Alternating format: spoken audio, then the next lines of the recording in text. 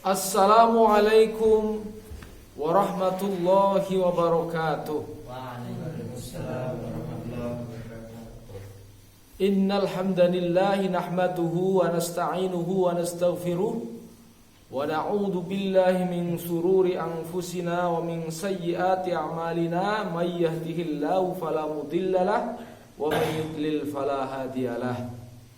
Asyhadu an la ilaha illallah wa asyhadu anna Muhammadan abduhu wa rasuluhu sallallahu alaihi wa ala alihi wa sahbihi wa baraka wa sallama tasliman katsiran katsiran. Faqad qala Allah ta'ala fi kitabihil karim, a'udzu billahi minasy syaithanir rajim, wa la tuti' kulla hallafim mahin hammazim masya'im binamim. Wa qala an-nabiy sallallahu alaihi wasallam, man khafa adlaj wa man adlaja balaghal manzil. Ala inna sil'atallahi ghaliyah, ala inna sil'atallahi jannah. Shadaqallahul azim wa sadaqa rasuluhun nabiyil karim wa ala alihi wa sahbihi ajmain, amma ba'd. Hadirin rahimani wa rahimakumullah, kita pantas bersyukur kepada Allah yang tak henti-hentinya memberikan nikmat kepada kita.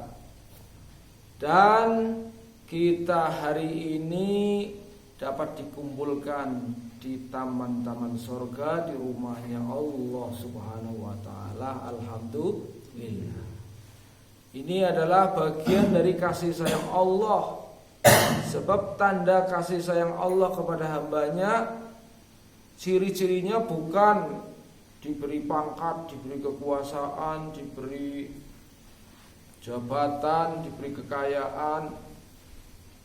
Itu bukan ciri hamba yang dicintai. Ciri-ciri hamba yang dicintai Allah Subhanahu wa taala adalah Allah Subhanahu wa taala berikan nikmat daripada iman, berikan nikmat ad-din. Bahkan nikmat yang besar adalah kesempurnaan agama dalam kehidupan. Itulah sebabnya maka kita jangan bosan-bosan selalu dan selalu duduk dalam majelis yang dapat mengingatkan kita kepada Allah Subhanahu wa taala. Jangan sampai diri kita terlempar ya dari majelis-majelis yang mulia, bahkan dilemparkan ke majelis-majelis yang tidak bermartabat, yang hina-dina ya.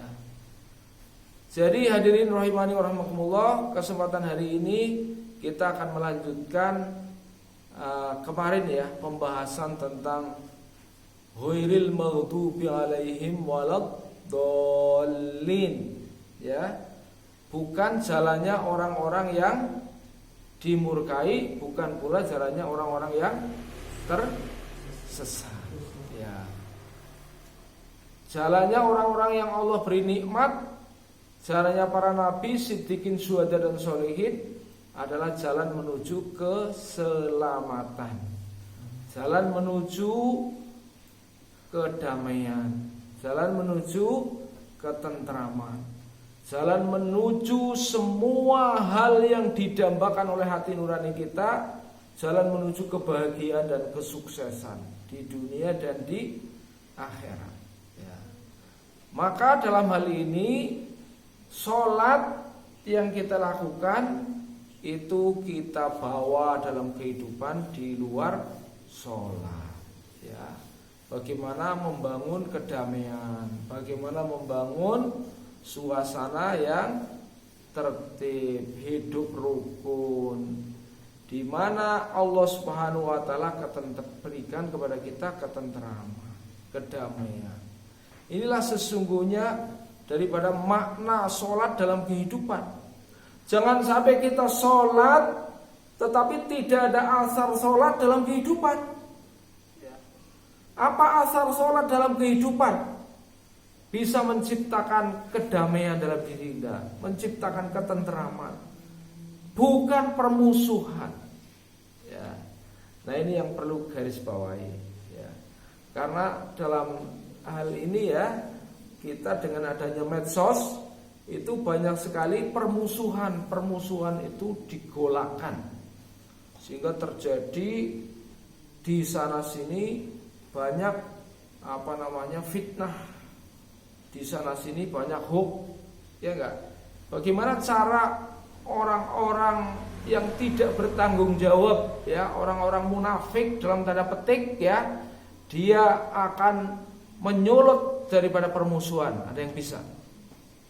Bagaimana cara orang munafik, cara orang-orang kafir, musuh-musuh Islam itu menyulut permusuhan? Bagaimana? Ada yang bisa tahu? Ya. Ini harus kita ketahui nih, ya. Pertama adalah kedustaan, hoax, ya. Berita-berita bohong yang disebarkan itu pasti akan menyebabkan orang yang diberitakan merasa apa? Orang yang diberitakan merasa dirugikan, ya. Karena apa? Berita-berita bohong yang diberitakan kebohongan. Itu pertama, ya. Yang kedua adalah fitnah. Apa bedanya bohong dengan fitnah? Kalau bohong, dusta, maka dia apa? Menceritakan hal yang hal yang dusta, hal yang dalam kenyataannya tidak ada, diada-adakan. Bima kanu yaftarun, disebabkan karena mereka mengada-ada. Jadi itu disebut dusta, ya. Kalau fitnah gimana bedanya? Nah, bedanya dusta dengan fitnah apa? Ya, fitnah dalam hal ini, fitnah itu dia memberitakan sesuatu, ya, hampir sama dengan dusta. Bedanya apa kalau fitnah? Ya, kalau dusta itu lebih kepada bagaimana dia berbohong, yaitu tujuannya untuk mungkin menyelamatkan diri atau menebar permusuhan, ya. Kalau fitnah itu juga sama sebenarnya fitnah, ya. Cuman dalam fitnah itu ada objek, ya, ada sasaran yang difitnah, ya, yaitu dia menyampaikan sesuatu yang tidak ada, ya, yang tidak sesuai dengan kenyataan, ya, yang tidak sesuai dengan kenyataan. Barang nyata saja, ya, kalau diceritakan itu yang menyebabkan orang yang diceritakan itu tidak suka, itu juga nggak boleh, gitu, ya. Itu namanya apa? Kalau di dalam Islam, wah, aku ngomong barang nyata kok, aku kan nggak fitnah, ya. Tapi orang yang diceritakan itu dia tidak suka karena aib. Namanya apa? Namanya apa? Nih, bahasa Arab Indonesianya apa? Ya? Riba. Itu riba itu, ya, dosanya seperti apa?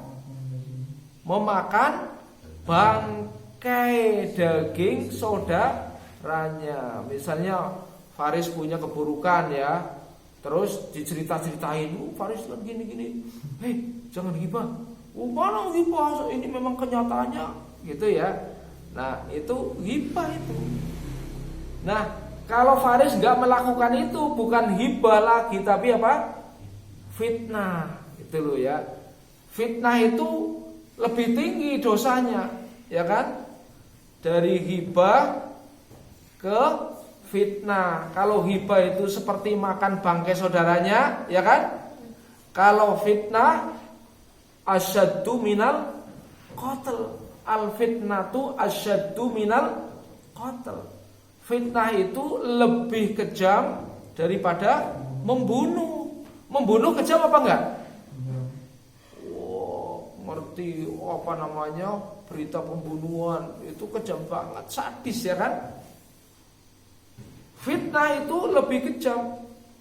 Bahkan diulangi oleh Allah, bukan lebih kejam saja. Al fitnatu akbaru minal qatl. Ya, ada asyadu minal qatl, ada akbaru minal. Akbaru itu lebih besar dosanya lo ya. Ya, memfitnah lebih besar dosanya daripada pembunuhan. Padahal pembunuhan itu luar biasa kan, menyebabkan geger. Jadi kalau orang suka memfitnah, wah berapa kali pembunuhan dilakukan kan, mestinya kan gitu ya. Orang akan lebih takut lagi. Tapi ada kakaknya lagi yang lebih berbahaya daripada memfitnah, yaitu apa? Adu domba, gitu ya. Dalam bahasa apa namanya? Arabnya, dalam bahasa Qur'annya namanya namimah. Ya. Namimah adalah adu domba. Adu domba bagaimana? Bahayanya ya, luar biasa. Karena adu domba itu nanti dia akan menebar fitnah sana sini. Tidak hanya menebar fitnah, menebar fitnah, gitu ya. Kesana bilang begini, kesini bilang begini. Riz, kamu tahu nggak? Ternyata si Fulan itu sangat benci sama kamu loh. Kemarin ketemu aku bilang gini-gini, apa ya bunyi Riz? Wah, gitu ya. Nanti ketemu sana bilang, kamu tahu nggak? Faris benci sama kamu. Wah, gini. Ya, itu ya. Adu domba, dodolan fitnah. Ya, kalau domba itu dodolan fitnah. Maka bagaimana kita menyikapi kepada orang-orang yang seperti itu? Wala tuti kulla halafin main. Gak usah diikuti orang-orang yang suka seperti itu, suka mencela, ya. Itu kan tadi. Ya. Kemudian kita apa? Wala tuti, kita hindar, kita gak usah ikuti. Ya. Kullahallafim main. Orang yang suka mencela biasanya mengawali dengan memfitnah itu dari mencela. Mencela sana, mencela sini, dodolan fitnah sana, dodolan fitnah sini. Hallafim main, kullahallafin. Dan hallafin itu dengan mencelanya dengan bersumpah, ya. Wala tuti kullahallafim main. Jangan diikuti orang yang bersumpah-sumpah, ya, halafin, ya, suka bersumpah. Nah, sumpahnya adalah remeh-temeh, mahin, sumpah yang remeh-temeh, ya, ya, apa mencela sana sini, wah sumpah dia gini. Atau sedikit-sedikit sumpah, ya, ketemu dengan Ashraf misalnya, wah tadi saya ketemu dengan Ashraf. Wallahi saya ketemu dengan Ashraf. Sumpah remeh-temeh. Jangan mudah sumpah ya. Orang itu kalau sudah mudah sumpah, udah nggak usah diikuti. Ya. Itu. Apalagi hal-hal yang remeh-temeh, menghina, mencela, ya, merendahkan orang. Ini nggak usah diikuti, nggak usah didengarin. Ya. Kalau bisa didebat, bil hikmah. Kalau nggak bisa tinggalkan. Ya. Dan juga hamasim masaim binamim, itu ya. Jadi kita ternyata itu seringkali mendapatkan orang-orang yang mengajak kita kepada sifat-sifat itu, ya. Mereka suka mencela, suka hamasim masaim binamim. Namim itu artinya adalah namimah itu adu domba, ya, memfitnah, adu domba. Itu harus kita jauhkan. Karena apa? Mereka itu termasuk orang-orang yang dimurkai, orang-orang yang dibenci, ya, orang-orang yang diancam, orang-orang yang oleh Allah SWT, ya. Karena itu perbuatan-perbuatan haram yang menyebabkan pecahnya umat Islam dengan umat Islam diadu domba dengan berita bohong, dengan fitnah, ya, dengan ghibah, dengan namimah. Ini jurus-jurus munafikin, ya. Maka Orang yang sholatnya khusyuk, dia akan membawa sholat dalam kehidupan di luar sholat. Artinya bukan khusyuk ketika sholat rok, ya. Khusyuk di luar sholat bagaimana? Yaitu membawa sifat-sifat sholat dalam kehidupan di luar sholat. Artinya athari sujudnya ada, ya. Bukan khusyuk itu batuknya sing hitam, enggak, gitu ya. Jadi membawa athar sholat dalam kehidupan di luar sholat. Karena apa? Karena merasuk sifat sholatnya ke dalam sanubari, ke dalam hati, ya.